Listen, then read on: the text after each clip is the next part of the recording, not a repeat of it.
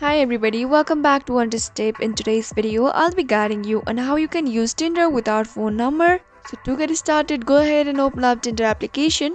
If you are not logged in or signed up for Tinder, here I can show you on how you can use Tinder without phone number.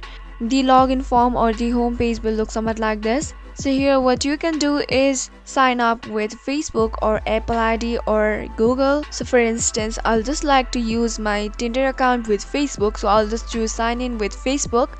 Once you choose that, go ahead and tap on continue. Now it will take you to your Facebook website. So here as you can see, I have previously logged into Tinder with Facebook. So it is asking me would you like to continue. So if you want to continue, go ahead and tap on continue and you are good to go.